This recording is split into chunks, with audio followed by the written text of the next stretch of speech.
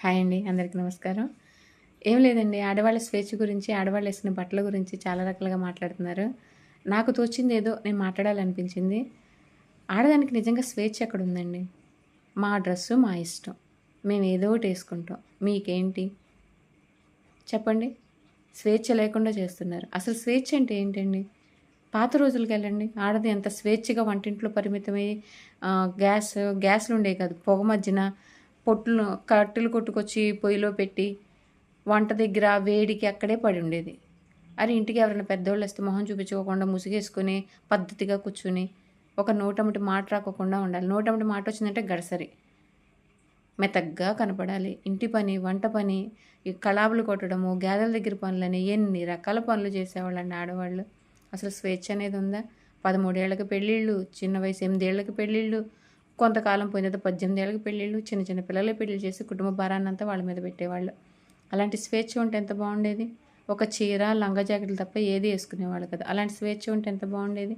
అలాంటి స్వేచ్ఛను వదిలేసి ఈనాడు ఆడవాళ్ళు స్వేచ్ఛ లేకుండా ఎంత కష్టాలు పడుతున్నారు. ఎంతలా కష్టం అంటే మాకు కావాల్సిన డ్రెస్ వేసుకోలేకపోతున్నాం. అరే మేము విప్పుకు తిరుగుతామంటే మీరు విప్పుకు తిరగనివరే. సిగ్గుండాలండి. ఆడజాతి పరువు తీసేస్తున్నారు కొంతమంది ఆడవాళ్ళు. అరే మనం వేసుకోవడానికి ఎన్నో రకాల డ్రెస్సులు ఉన్నాయి.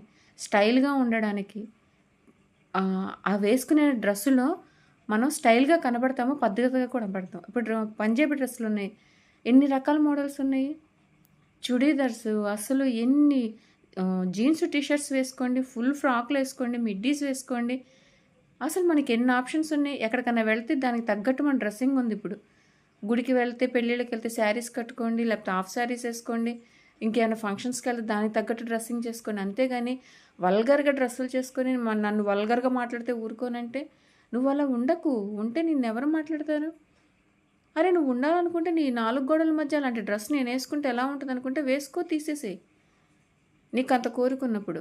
అంతేగాని నలుగురిలోకి వచ్చి అంటే నీ భర్త చూడాల్సినది నువ్వు నలుగురికి చూపించేసి నీ భర్తకి నువ్వేం రెస్పెక్ట్ ఇస్తున్నావు అక్కడ? నలుగురితో సమానమే కదా నీ భర్త. అది ఆలోచించుకోండి. ఎందుకంటే ఆడవాళ్ళు బయట రంగాల్లో చాలా రంగాల్లో ముందుకెళ్తున్నారు. వాళ్ళని కూడా మళ్ళీ వెనకటి రోజులకి తీసుకురాకండి మీరు చేసే పనుల వల్ల.